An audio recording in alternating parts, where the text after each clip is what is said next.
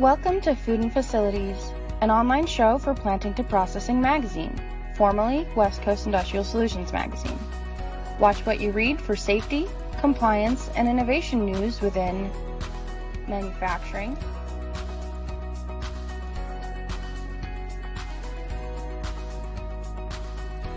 agriculture,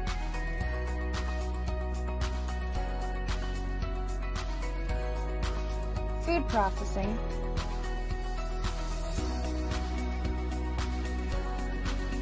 and food and beverage industries.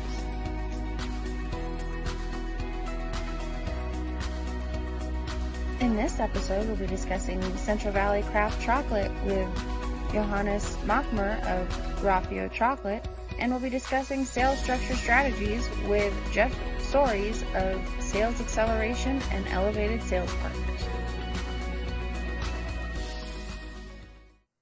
Welcome to Food and Facilities. I'm Marketing Director for Planting to Processing, formerly West Coast Industrial Solutions magazine.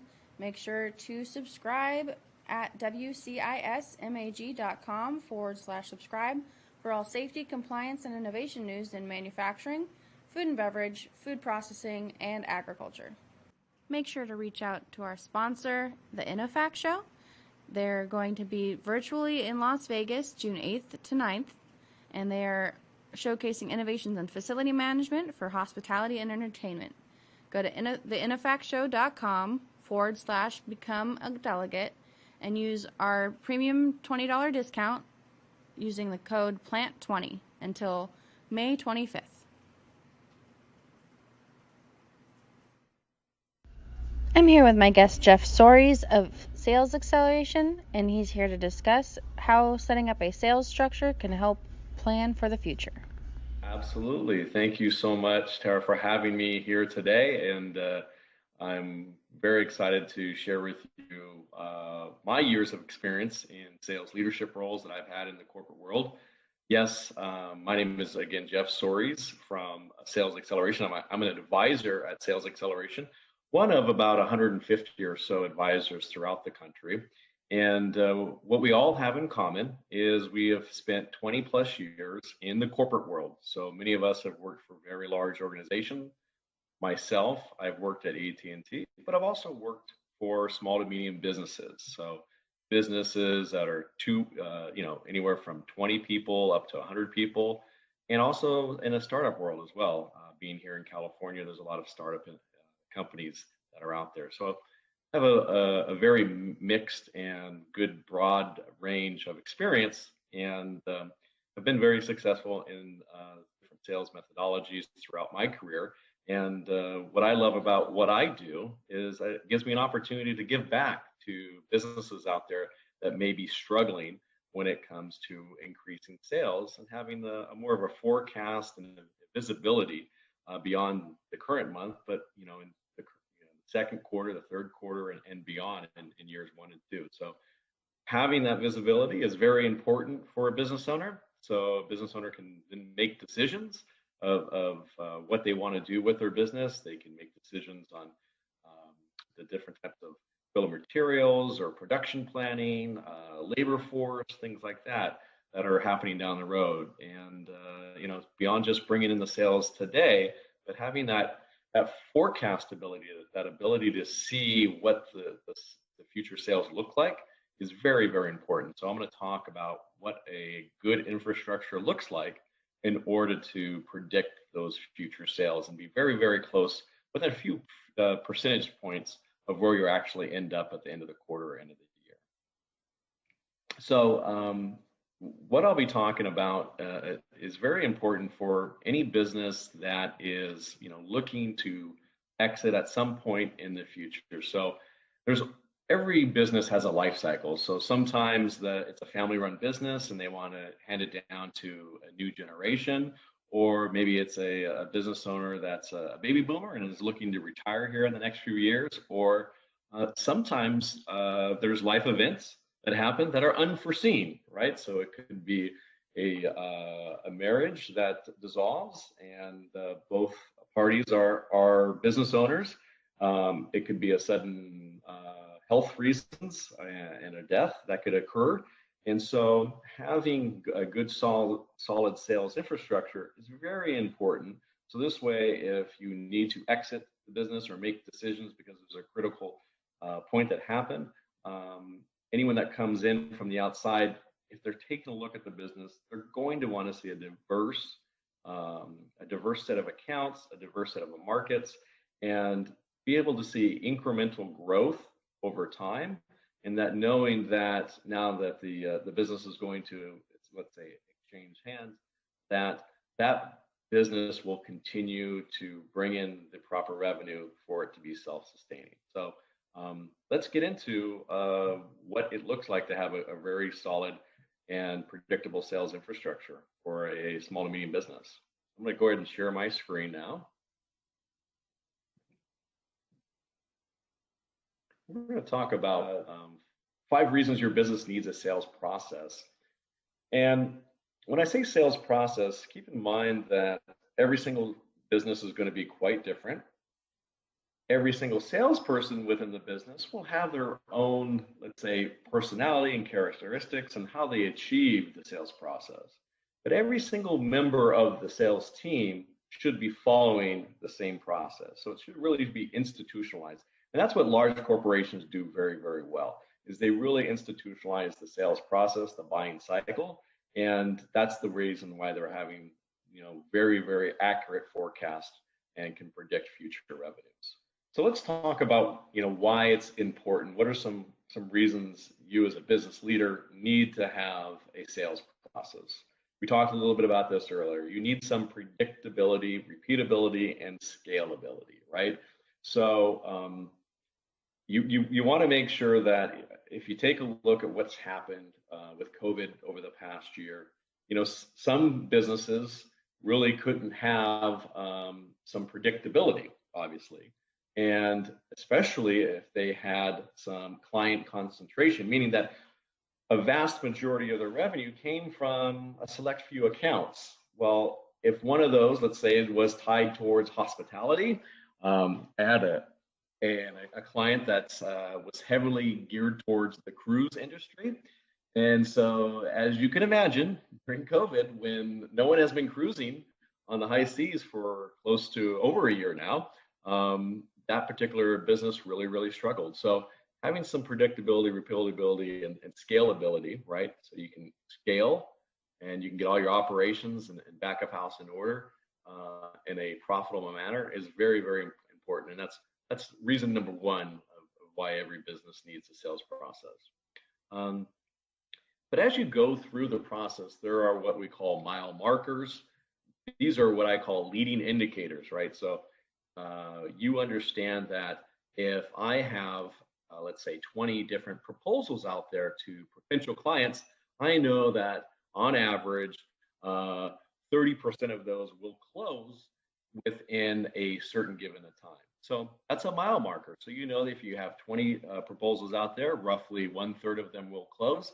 And we know what the total future revenue is with those. You can make an accurate forecast with that. Again, having a good sales process allows you to do some forecasting. It's a very tight labor market out there. I think everyone will agree with that. And if all of a sudden you have some fantastic months or quarters of sales, but yet you didn't forecast for that, perhaps you weren't getting your personnel and labor force in line with that future revenue. So all of a sudden now you as a business leader are scrambling to try and get the manpower needed in order to fulfill all these fantastic new orders that just came in. So that's why it's so important to have an accurate forecast. It's just one very, very common example that you'll see today, again, with the tight labor force. Common language. So if you have sales is one, sales and marketing is one component of the business. You have finance, you have operations, you have human resources. It's very important for everyone within the organization to have a common language.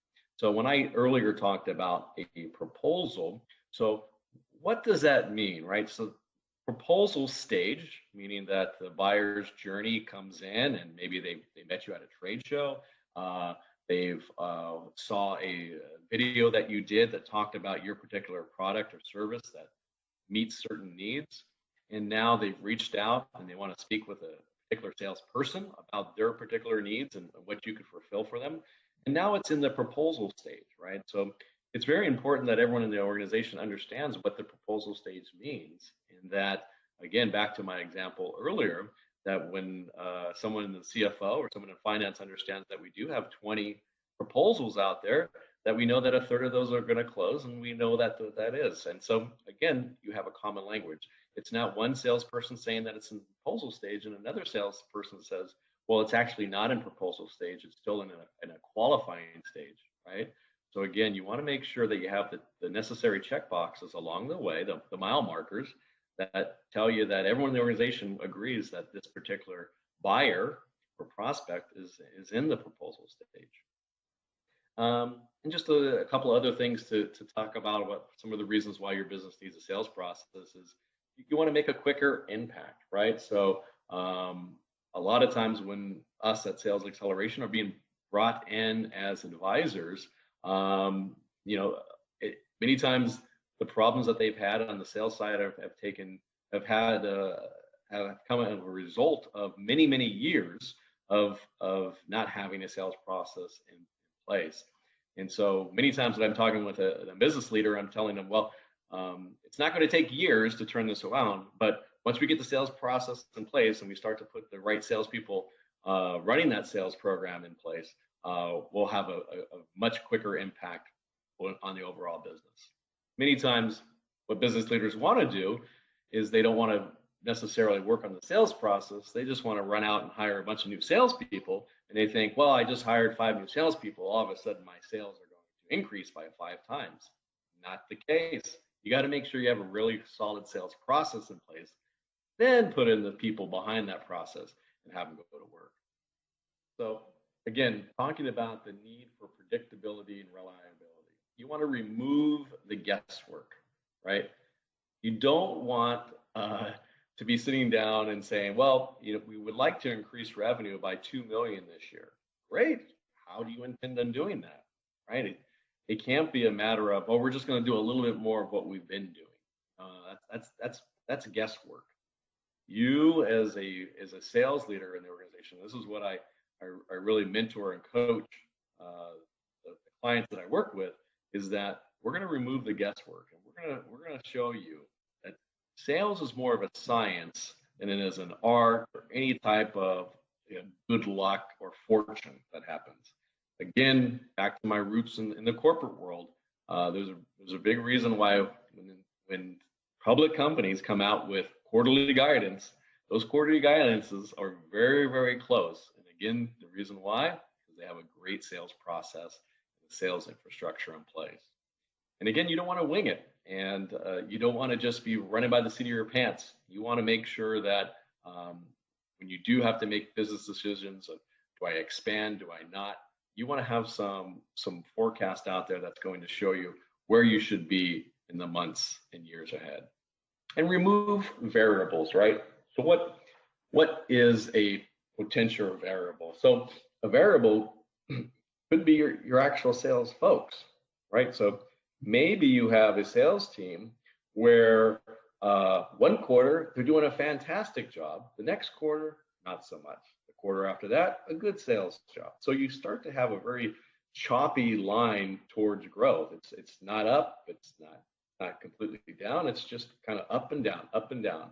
And a big reason for that is perhaps you haven't had the proper training of the sales team for time management. What they're doing is they're spending a lot of time closing business, but maybe they're not spending any part of their week cultivating business, right? They're so focused on closing the business that's right in front of them. It's very important as you as a business leader, as a sales leader, to make sure the things that are going to contribute towards sales in the next quarter are still happening. So you remove those variables and you don't have that choppy or that wavy revenue line. So what are the things that you're going to see along the way? And if you think about a marathon, right? So a marathon is 26.2 miles. We all know how long it is. But what are these milestones that are going to happen along this marathon, right? So we know mile 1, mile 2, mile 3. What do we expect? Mile 12, we have a hill that we have to run up. We're getting into the 20th mile. We're going to be going downhill, or there's a heavy wind that's going to be in our face for this last portion. So again, these mile markers and what these milestones happen as you go through this marathon analogy here, you understand where you are in the race, what challenges you're going to have at that particular mile marker, and what are the things that you're going to do as an organization to overcome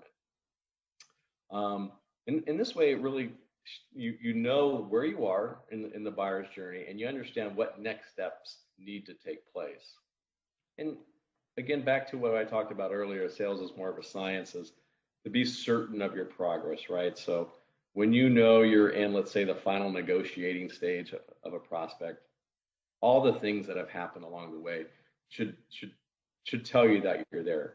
Perhaps you have a very complex RFP, you've had to get operations or engineering involved in order to put an accurate proposal and agreement on the table for a client. You've put those business resources to work in your organization in order to have a final agreement for your customer to sign off on. Be certain that you've gotten to that point, and all the different milestones have been achieved along the way before you integrate, different operations and maybe finance of how we're going to finance this, how are we going to get paid from our customer over time, right? So maybe the CFO needs to get involved to understand what type of financing that potential client may need.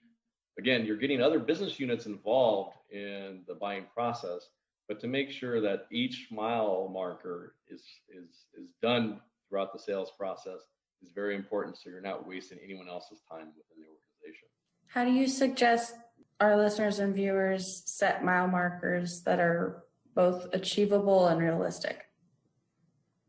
Yeah, so that's where you really have to do some, you really have to understand your buyer's journey, right? So taking a look at some of your existing customers is a great way. So having a post-win report is very, very important. Sitting down with your existing clients is very, very important, right? So asking them, well, why did you choose us? And at what point did you make a decision that it was going to be us? Or what were some indicators that you knew that we would be the right fit? So this way, then you can start to backtrack of, okay, what are the things that I did along the way to make sure that this great client that we now have is repeatable, right? And can be done again with another similar type of an account. So a lot of times the way that you can achieve these milestones throughout the buyer's journey is just to make sure after you do the celebration that you won that big account, but do some homework and understand what went right and where these mile markers were, so you can put those into your buyer's process, a buyer's journey. And again, your buyer's journey today could look different tomorrow. So again, when you're putting together this sales process and plan, it's not one thing that you just put into place one year and it doesn't change the next year, right? Again, many, many years ago when I was involved with sales, there really was no internet. The buyer needed to get information about the product from the actual salesperson. So a huge portion of the salesperson's time was just educational, educating the buyer of what your product is, what it could possibly do for their business. A lot of that information is done now by marketing or done digitally online with videos and white papers and things like that people can download. So your salesperson, once they're in front of the potential customer, once they're in front of them, they have a customer that's much more educated and is further down the decision process than what people are used to in the past. So that's why, again, it's very important to constantly be evaluating your sales process. And your sales process could vary by product, could vary by industry, it could vary by a lot of it. And so you got to make sure what your buying process and your mile markers are, depending on your product line, your service, the type of customers, and things like that. So, and also when you lose a major account that didn't happen, right? Maybe there was a mile marker that you missed and now needs to be incorporated into the buyer's journey to make sure the next time that gets checked off the box and gets taken care of, right? Number 3, accurate forecasting. You want to leverage your past results, identify probabilities of closure, and base it on facts, right? So again, it's not one salesperson saying, oh yeah, this is definitely going to close this quarter.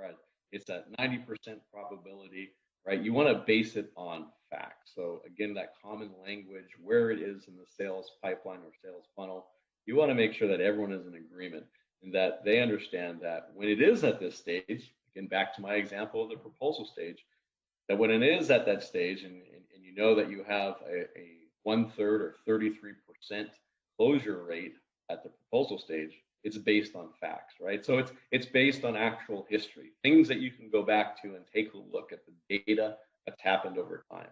And again, that's why it's so important to be tracking all this information. And it can't be just tracked by each individual salesperson. It needs to be tracked by the entire organization. So that's why a CRM or customer relationship management software, there's many of them out there. The big one that most people know of is Salesforce, but there's a lot of other ones out there that are just as wonderful, especially in the small to medium business community. And they really do not cost all that much per user.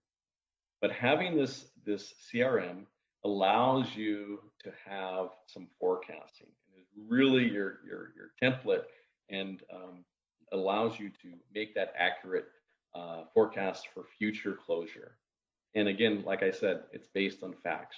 We know that when it's at this stage, everyone in the organization can agree of its probability of closing. This way, when you get to the end of the quarter, you are within a few percentage points of where you said you would be. The worst, as a sales leader for myself, would be a salesperson that maybe they had a fantastic quarter. They were double of what they ended up for. So let's say, they were supposed to bring in, let's say, $1 million this quarter, and they brought in $2 million. Oh, that's fantastic! Congratulations. But it's scary for you as a business leader and a sales leader. Why? Because they may not have a good idea of what their business looks like, right? So if they could be off by that much, by doubling their revenue in a given quarter, perhaps they can come in with a goose egg in a given quarter. And that just can't happen, right? You got to be able to make intelligent business decisions on what your future revenue looks like. And that's why we got to base it on facts and data. I know I did spend some time about this earlier, this common language, this cross-departmental communication, knowing what a sales cycle stage means. And I can't stress this enough, right? So the only way you can have an accurate forecast, something that's repeatable, and again, back to what I talked about earlier, something that is valuable, not just in your organization, but outside your organization. When someone, a third party, is looking at your organization and says, hey, this company, this XYZ agriculture company, I really like them because they have a very diverse range of revenue streams that come in from different areas. They always seem to hit their number, and they incrementally grow quarter over quarter. And why do they do that? Well, a big portion of that is not just sales, but they have an entire team. They got marketing, they got finance. It's a profitable business, meaning that when sales does bring in the additional revenue, the back of house, the operations can fulfill that, and they can fulfill it at a good chunky profit margin. And you want to make sure that you have a sales compensation plan that rewards that. And when you do, you have some great results.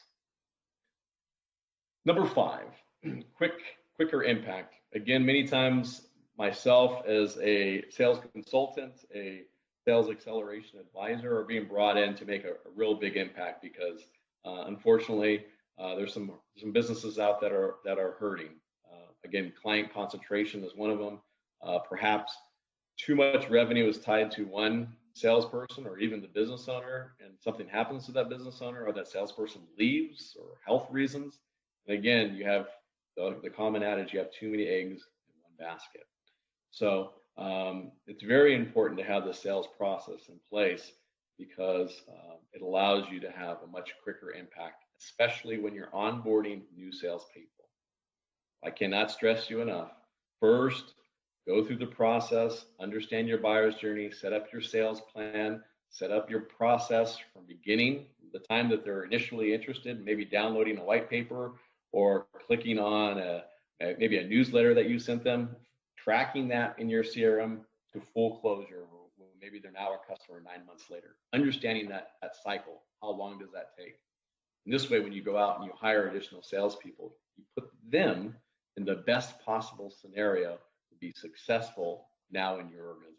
It could have been successful in their previous organization. It could be a direct competitor of yours, but it doesn't mean that previous success is going to filter into your organization unless you have a very solid sales process. Fantastic. So here is the case study that I would like to share with the audience here. This it's a great way to kind of tie it all together. So this case study is a food service company. It is about 230 employees, and they had a sales team, which is very common for an organization that size to have 11 sales team members. And annual revenue was about 17 million that they did in annual revenue. Earlier on, I was talking about everyone having a common language and making sure that the business leaders in the organization are fully on board and understanding what sales needs to do, and that you have a common goal, right? So if you want to do 17 million in annual revenues, you want to make sure if you have a couple of different, let's say, industries that you play in, or you have a product and a service component to your mix, or a certain type of product that maybe might be more profitable to the business or is an area of growth for the business, you want to make sure that your compensation plan for your sales team plays into those overall goals that you have for the organization. So for instance, just an example, if you have a service component to your business as well as your product, and you make more money and more profit margin on that service piece, you want to make sure that the sales folks are highly compensated to make sure that they sell that portion of it. So it's very important to really have some clarity on what type of behavior you want your salespeople to administer out there throughout the year. Because salespeople, I'm one of them, been in the sales area for 25 years. We're very simple creatures. Understand that if I make X number of sales, I get compensated X number of ways. And every single sales organization that are out there, especially in the corporate world, has a compensation plans that are generally adjusted each year, given the environment that business is operating in, and also given the different goals that organization has. So this particular food service company had a comp plan that does not incentivize the correct behavior. So the problem was the comp plan did not exist. Probably hard maybe for some of you to realize, but maybe others that are out there in the audience know that they have sales folks, but they don't really have a compensation plan in place, or one that's not known by everyone. Or maybe if this example, they have 11 different salespeople and they have 11 different compensation plans for each individual salesperson. Or maybe it hasn't been touched for 5 to 10 years and it's outdated. Not very good for an organization to be operating in this manner. And how are you going to attract good new salespeople from outside the organization if you don't have a documented comp plan?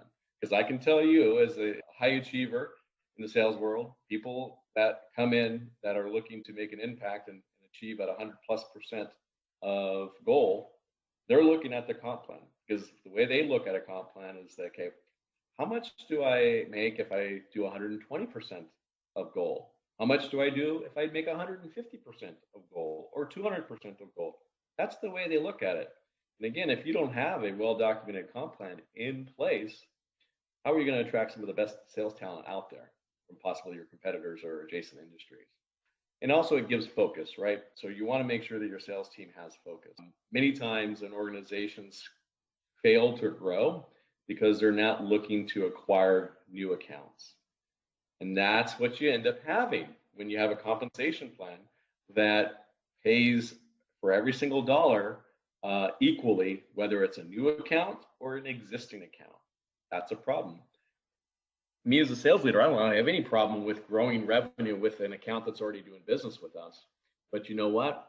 If I have a salesperson that brings in a brand new account that has never done any business with us, I value that revenue differently than the one that's currently already doing business with us, right? Because it's very, very difficult to go out and find new logos, new business, new clients that aren't doing business with you. And that's why a lot of salespeople don't focus on it unless the compensation plan rewards them accordingly, right? What I also see is, you see, if they do have a comp plan and they have a sales team, in this example of the case study, they had 11, they probably had different types of compensation plans. And what you see there is you get very frustrated salespeople for a lack of clarity on how they get paid. Let's make it simple. Let's have a compensation plan that's probably a page to 2 pages long. There's no reason that you should have a compensation plan that's 20 pages long. This way you can easily explain it to them. They can understand it. They can explain it to you, right? They can go home and explain it to their spouse. They know what the compensation plan, and they can sign off on it. And again, it's very important that these compensation plans, like I said earlier, takes a look at what, not all revenue is equal, right? So new revenue coming from a new account is different than revenue from an existing account, right? Maybe new revenue coming from a new industry that's growing is different than new revenue coming from an existing industry. And how are you going to pay that? A huge thing that you see out there is in total compensation. So to keep the numbers simple, if a salesperson is meeting their annual targets and they make $100,000 a year for making that annual target, generally a good rule of thumb is approximately 50% or half of that 100,000 should be paid out in a salary that they receive generally every 2 weeks. In this way, the balance of that is paid out in maybe monthly or quarterly commissions along the way towards the annual goal attainment, right? So if they are tracking at 100% and they are halfway through the year, then they should have $25,000 to date that has been paid to them in salary, and they should have $25,000 to them that has been paid in a comp plan or commission plan until they get to 100. Once they get to 100, it's very important to put accelerators in place. Why? Now you want to reward people to get above and beyond that 100%. So putting these accelerators in place are very important. In this case study, they had a 60-35% split, which is very common, especially if you have a very long sales cycle. Again, when I say long sales cycle, I'm generally saying from beginning to end beyond 3 months. If you have a longer sales cycle, you tend to have a base salary with a little bit higher. So in this scenario, that's a 60% base salary. So in my example, that would be $60,000 they get in a base salary. And then they had set up a 35% commission. And then they had a 5%, which is really nice. You can be very, very strategic in the way you set up your compensation plan. They paid a 5% commission at the end of the quarter when certain growth goals were met. Okay. So again, they have here new revenue, customer satisfaction, right? Making sure that the customer is very happy and is staying with you long-term. Maybe they're renewing their agreements with you. And then this way you have a nice 5% commission on top of that. So again, back to the final point, comp plans need to be simple. They need to be aligned to the business. So this way, when they do that 17 million in annual revenue, which was their goal, that it's the right type of 17 million and that the business can be profitable from that 17 million. What you get is you get 11 reps in this scenario. You have everyone in the sales team very happy with this clarity, and you could probably attract some good talent outside the organization should you need to do so. So that's a comp plan that works. And having additional incentives to go above and beyond will make sure that your employees don't just cap out at whatever their commission rate is. That's a great point, Tara. I can tell you that I worked in an organization many, many years ago, and their cap out was at 300%, so it was a good year for me. And I was, so maybe the annual goal wasn't high enough, right? But I'm not the one that wrote the comp plan. That was the organization at that particular time. So I was at 300%, and it was September, right? So there was still at end of September, still a quarter left, October through December, and I said to the management, I said, you know, why would I continue to sell? Because I get every dollar I bring in, I get $0 in commission, and that's not a good scenario to be in. You know, you don't want you don't want your salespeople taking 3 months off, right? You don't want your salespeople. A big term in the industry is called sandbagging, meaning that you take a sale and you slow it down, right? So maybe in my scenario there, it was October, November. I had a potential sale, and I slowed it down to make sure that it closed in January of the new year. Again, that's the type of behavior you're going to get when you start to have caps on commission plans. So I can understand that, you know, there might be big whales out there, and the business needs to protect themselves and has to have guardrails. You know, if they bring in this multi-million dollar account, I can understand that, but you should still be compensating them along the way. Now that things are finally opening up, do you have any suggestions for our viewers and listeners on how to best take advantage of all the new sales that they're likely to be getting? Yeah, so you know, a lot of people had to do in the past year had to do remote selling or distance selling, right? So so there was a lot of Zoom calls. There was a lot of video presentations that you had to do online. And that's a great tool. And I still think there's a face-to-face portion of the sales process that's very, very important. But I think a lot of business leaders can take a look at the buyer's journey now. And again, the buyer, because of this whole effect, right? They're on the same side as we are. They've been a part of this whole digital effect. You know, they may be comfortable with going a certain distance through the buyer's journey digitally, right? So maybe instead of having your initial discovery meeting with the client in person, maybe you're doing this over a Zoom call. And then after it gets to a certain point, a certain milestone, then you go out there and drive out or take an airplane out and you go visit them and see their facility and possibly take them to lunch. So that's what I'm seeing out there is what we've been through over the last year, understanding the distance or remote selling aspect, the different tools that are out there, and putting that into place to have an efficient sales organization.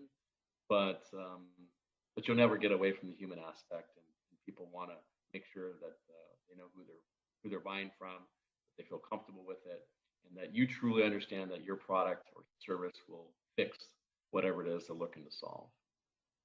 And there's growth out there, right? So a lot of the engagements that I saw 6 months ago were more of save us, right?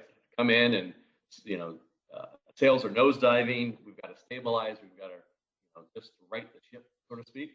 That has changed. People are looking to hire new salespeople right now. People are just looking to spend money on marketing, right? People are looking at adjacent markets that they can possibly go into. So they're looking to put some dollars, right? Some dollars behind expanding. Maybe it's a new facility, maybe it's new salespeople, operations people, like I said, new markets. And again, before you do all that, let's make sure that you have a good sales process and plan in place, that you understand what the strategy is and all the different tactics that you need to do, right? The milestones that you need to achieve, the leading indicators that are out there to know that you'll be successful once you do decide to run the race. What's something that you wish more business owners knew about sales? I wish more business owners understood, right? So I'm talking about small business owners, you know, maybe CEOs know this in large corporate, but I wish more business owners understood that it's not a personality. It's not that when this person has a very outgoing. I met them at a trade show. They're going to come into my business. They're going to be super fantastic and successful here. I've seen them work at a supplier or competitor or something like that, and now they're going to come into my business and they're going to be ultra successful. Well, you don't know that, and so again, I always stress to business owners that again, back to this having this plan in place.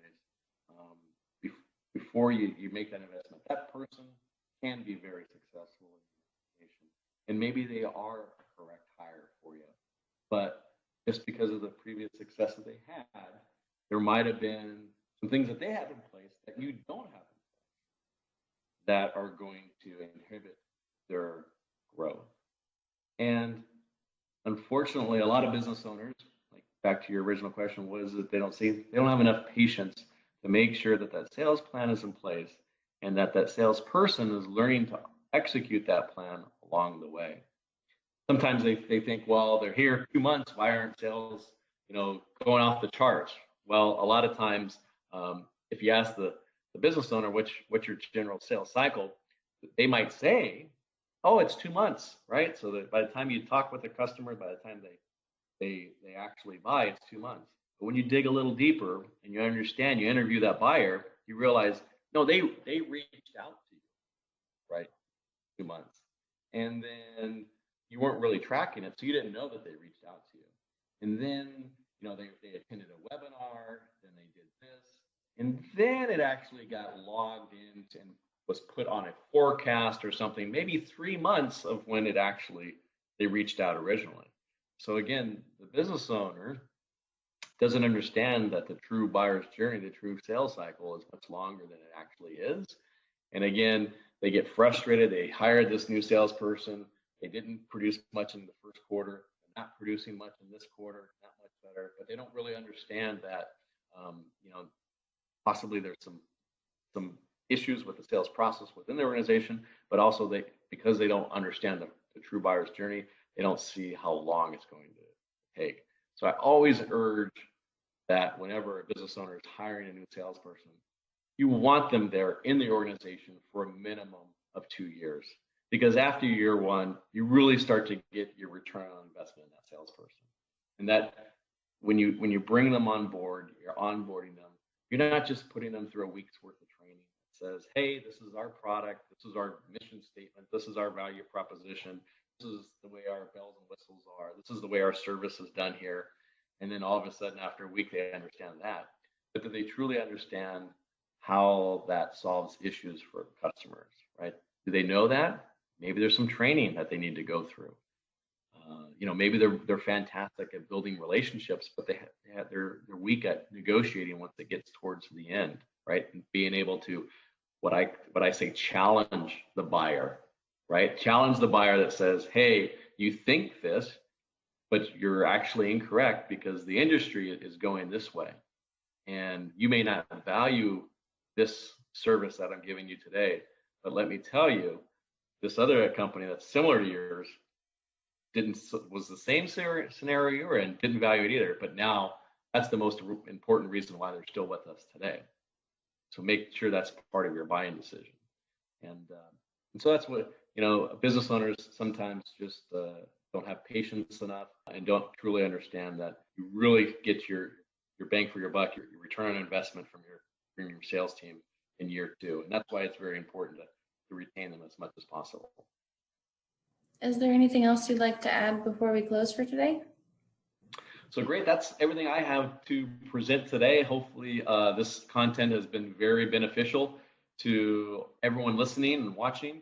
Again, whenever a business is going through an inflection point, and like I said earlier in the conversation, that you never know when that's going to happen, when someone needs to exit.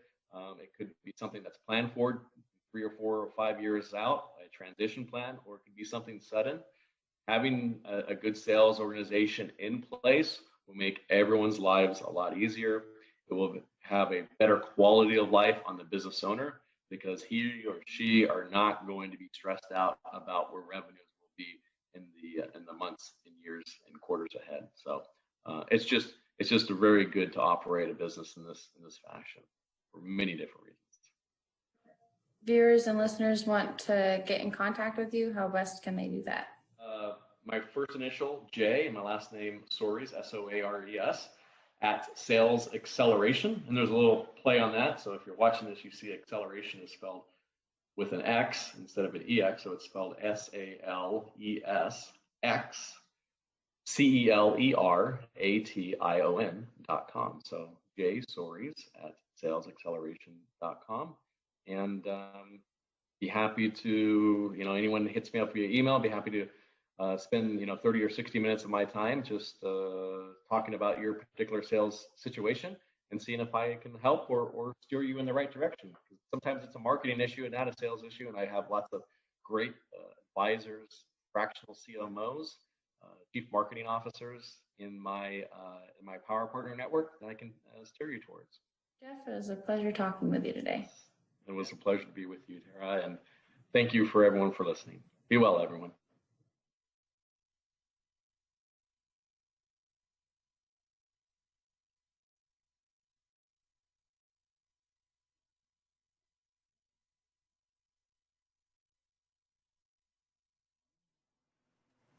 Check out our sponsor, Facilities Expo.